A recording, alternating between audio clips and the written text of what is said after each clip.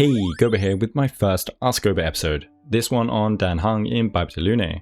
I take all your questions from Discord and the community post comments, and I answer them as best as I can using theory crafting and cheating, as well as experience and testing. If you like these types of videos, please let me know with a little subscribe button, and the future one and maybe links question lines will be open soon. I do have a main guide on him, of course, that covers all the basics, but there are specifics here as well as big general questions that are nice to have answered all in one video. So let's see what the Gobians have been asking. First, we will start with relic based questions.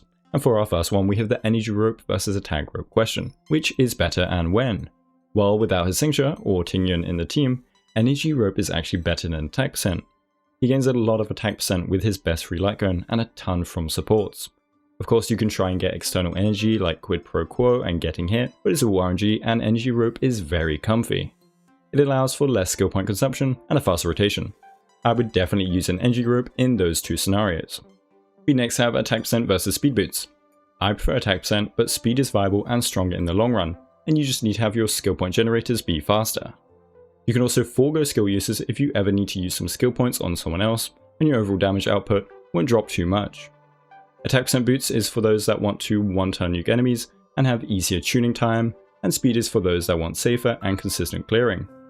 I've had people say they enjoy the comfort of being fast, and they find no skill point issues, it just requires heavier speed investment on supports. I've also had friends use the attack percent boot strat, and I use it myself to great success.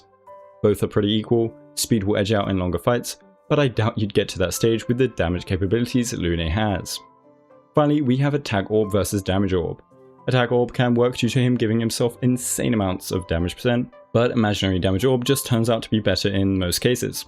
In cases like an E1 fast nade with Bronya, attack orb will win, so just choose whatever has the best substats. If you're on slow nade for example, imaginary orb will win, but again it's by a small margin and substats reign supreme. It's very nice to not have to farm for a specific elemental damage orb, just like with Blade.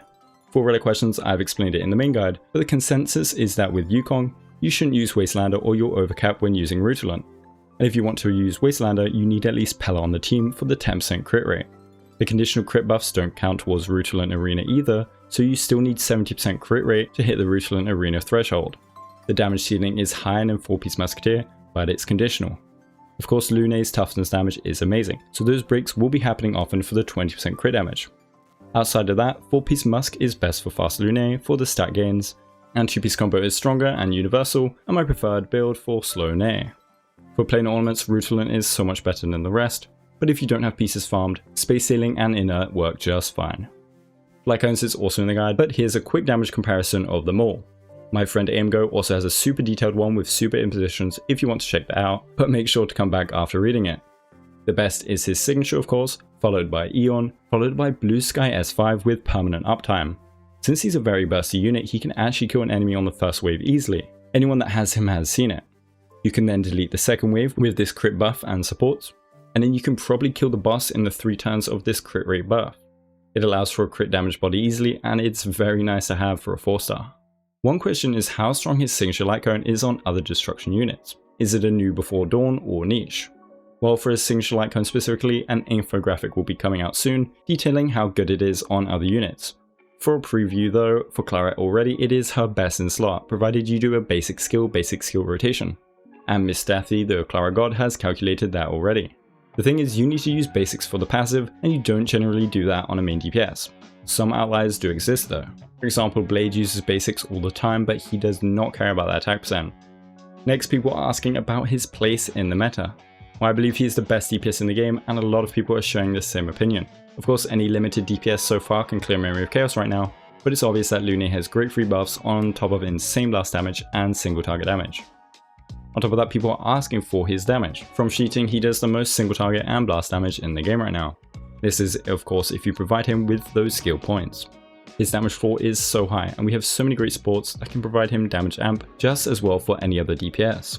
Based on testing though, at E0, his damage is obviously superior to others. Sealer outperforms in single target burst with a properly timed crit ultimate, but Lunae's consistently high damage means he wins in that regard. Now on to supports. His best support doesn't really exist. I have beat Memory of Chaos 10 with Tingyun, Yukong and Bronya all separate on Lunae. So here are all their advantages, and I will be ranking them in various categories at the end. So Tingyun provides energy, which is needed to speed up rotations, and she is the safest support to use. At E6 she also lets Lunae not need his signature, and you don't have his signature, the energy allows Lunae to not need an energy robe. She provides immense attack % buffs and damage % buffs, and the additional damage procs are decent too, with his high base attack. She will want to be very fast to provide skill points, and ideally on Hackerspace or some defensive set. Dance Dance Dance is great on her, but I prefer Cogs or Memories with Energy Rope and Von Whack to ensure she can 3-turn ult for Lunae to do a 2-turn ultimate if he is slow. You need 2.7k attack on her for her max attack buff, but you should just opt for about 2.5k and get defensive stats on her. Yukong provides the most potential burst damage. The skill into ultimate with all her buffs is disgusting, and for E2 Lunae havers you will definitely want to use her. If you can abuse her 2 turns of buffs on Lunae's triple enhanced basic into ultimate into triple enhanced basic, the boss is dead. E6 means she can triple basic with Cogs, Von Whack and Energy Rope to be completely skill point positive. It also means she can ult whenever and not have to tune that well. You want her to be faster than Lunae, but slower than other teammates. Before E6 you should go skill point neutral on her. Ideally you go a 3-turn rotation, which will be stronger than a planetary rendezvous with a 4-turn rotation. You can get a 3-turn planetary rendezvous rotation without spamming skill, but it requires E2. As for Bronya, she provides a lot of burst too, and versatility, but is the weirdest to make work. What you can do is basic into Bronya skill into triple enhanced basic on Lunae. This effectively makes Bronya skill point neutral, and Lunae still does the same triple enhanced basic as usual, but instead gains 60 energy from this one move, as well as a large damage amp from Bronya's skill. This won't be the most damage over a long period of time, but the push forward is so OP, and you can probably clear in less cycles than the others. So for consistency, I rate Tingyun over Bronya and then Yukong. For versatility, I prefer Bronya, then Tingyun, then Yukong. For burst, Yukong, then Bronya, then Tingyun. And for E2, Yukong, then Tingyun, then Bronya. But they all work so well, and it's just based on experience. Onto solo sustain, you can absolutely use a Jeopard or Bailu, as they are great sustains with skill point positivity. People have asked about Natasha, and whilst I haven't tested solo Natasha, with enough breaks and defensive stats on supports and just great gameplay in general, or a lot of burst damage, Natasha should be able to solo sustain. I've beat bosses faster than they have been able to properly damage me, so Natasha might just be able to do the job. In past Memory of Chaoses, I've seen people use Natasha just fine, but with Memory of Chaos getting stronger, I don't know. Mine isn't built well enough to do it yet, but with post-op and energy and speed, you should be flying with her and spamming ultimates easily. For future units, I believe Fushuan and Lynx will also be able to solo sustain him. For other sports, I will go through a list people have talked about. First is Welt. I think Welt's awesome, but just not for Lunae. The imaginary set is not worth bringing in Welt instead of another Harmony unit, and his damage amp is far weaker than a traditional support. You get 10 crit rate and 20 crit damage, and 12% vulnerability, but Yukong's buffs are just better. He needs skill points to get his ultimate uptime, and it's just a wasted slot. As for Asta, she provides speed and attack %. Whilst it's nice, it's not as good as Tingyun or Yukong's pure damage buffs. Asta can be used on a team with say Jingyun or Kafka, and Yukong can be saved for Lunae instead. On the question for sub-DPS with him, I'd say no. Even Clara and Blade using basically no skill points or even generating them, I still wouldn't recommend. The damage potential of Lunae with 2 harmonies or a harmony and a debuffer is way too high to miss out on. If you were to bring in a second DPS though, it would have to be a skill point positive DPS, or else your dual DPS buffer would be crying with no skill points. That brings us to team comps. My favourite is Tingyun, Yukong, Luocha, Lunae on a slow Nae build. Yukong can go skill point neutral, and Tingyun is skill point positive. My speeds personally are 149, 148 and 147, but you don't need to tune that bad. I got lucky, you just need Yukong to be faster than Lunae, but not faster than the rest of the team. If you're on fast Nae, something like Tingyun Ampella or Yukong Ampella works very well, and still provides enough skill points for Lunae's max basics. Of course again you can drop a max enhanced basic for a level 2-1 and still do a ton of damage. Pella on Totoro Windset provides an insane amount of skill points and ensures fast Nae can usually spam max basics. Bronya teams need either a hyperspeed Bronya that goes skill point neutral, or a Bronya tuned behind your fast Nae to work. If you go hyperspeed, Lunae can spam his max basics. If you go slow Bronya, you need Lunae to do his basic into max enhanced basic, or else you won't be able to sustain the skill points. For slow Nae you can do whatever, but putting Bronya behind slow Nae is a waste, so for slow Nae you want to be fast on Bronya and go skill point neutral on her. For a free to play team with just 4 stars, you'll probably want to go Tingyun, Pella, Natasha and Lunae. Yukong as a substitute for Tingyun works too. Lynx will work as a substitute for Natasha. Now let's get on to some mechanic discussions. Some people want to know about damage distribution. Damage distribution is how much percentage of his multiply value he does per hit. For example, Seele does 20% of her skills damage in the first hit, then 10% for the next 2 hits, then 60% on the final hit. This is important for things like Sleep Like the Dead that buff based on hits and can heavily buff this 60% damage share on the final hit. In Lunae's case, he gets buffs depending on hit count, so it's important to know damage distribution. So here are all the damage distribution numbers for his various basics, as well as his multi-hit ultimate. As you can see, it's all pretty equal. For a lot of his attacks though, he gains a slightly higher damage share on his last hit, gaining the full power of his buffs on that higher percentage. And here are thus his multiply values depending on the hit for E0, as well as E3 and E5 when he gets his basic attack and ultimate buffs. On top of that, here's my hit-based distribution for the crit damage buffs and damage buffs he gets on his various attacks. For rotations, you ideally want to 3 basic attack spam and adopt a 3-turn rotation with Energy Rope or with his signature, and you can drop that to 2 turns with Tingyun on the team. People also wondered about the 3 skill point, 1 skill point attack combo, giving him the same 4-turn rotation and only consuming 8 skill points, that is without the ultimate's 3 skill points, rather than 12, which comes from the 4 max enhanced basics combo. With ultimate, it would only consume 6 instead of the regular 10. It is a possibility, and his damage is big enough to probably clear with this technique. It would also allow for a skill spam Yukong. This of course won't be as powerful as triple skill basics back to back, but it is an option. With Energy Rope though, you need external energy if you want to do this rotation in 3 turns. Unlike the triple basic spam rotation, that doesn't need extra energy to do so with Energy Rope. The best rotation if you can't max basic spam doesn't really exist. There's a lot of possibilities, and instead you should aim to max basic spam. Skill point generation is easy, and his skill point issues are quite overstated. Instead of looking for new rotations that are unnecessary, play it out depending on the matchup. If your sustain needs to use a skill point, you can drop a skill point on Lunae's next basic and still do massive amounts of damage, only losing about 2 to 3% DPS over his normal 8 cycle damage. It's like the Tingyun meme that came out. Lunae does so much damage, but you don't need his full potential to clear the hardest content right now. Finally, let's go through pull advice questions. The first and main one is E1 versus S1. So S1 provides a lot of comfort on top of damage gains.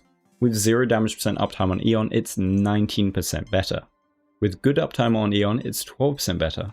With E6 Tingyun, where you don't necessarily need the energy from Brighter Than the Sun, then this percentage gain drops to under 10%.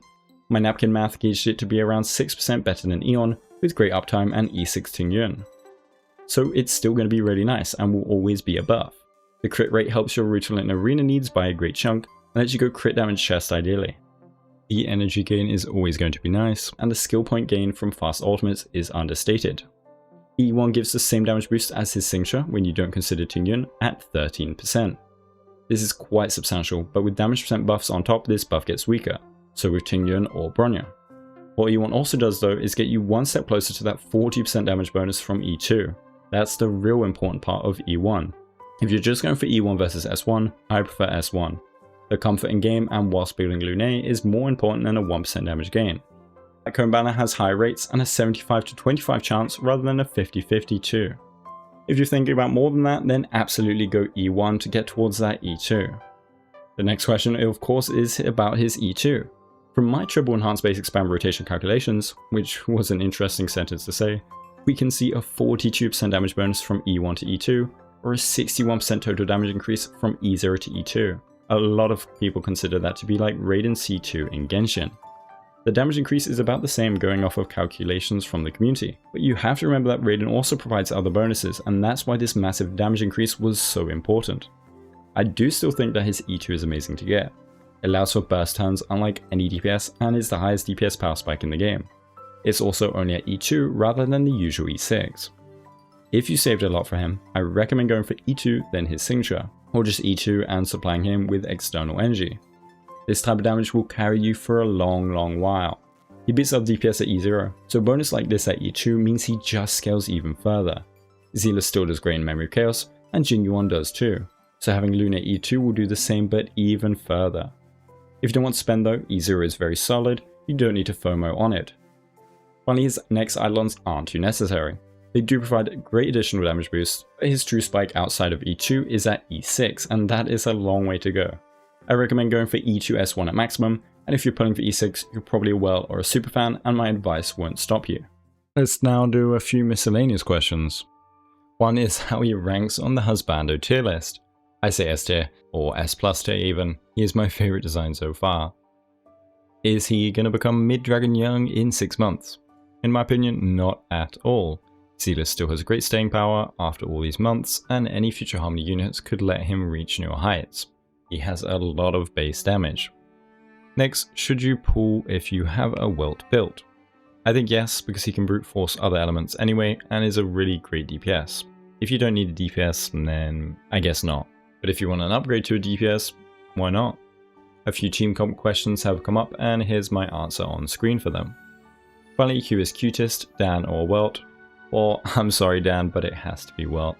Welt is too adorable in the dialogue and story. That's all on Ask Over for Imbibitor Lunae. Let me know if you liked it and your thoughts. If you did, maybe consider subscribing. Fushuan's question line will be open soon, and I hope you all enjoy your Lunaes and Fushuans. Thanks to all my members, thank you for watching, and have a Guoba day.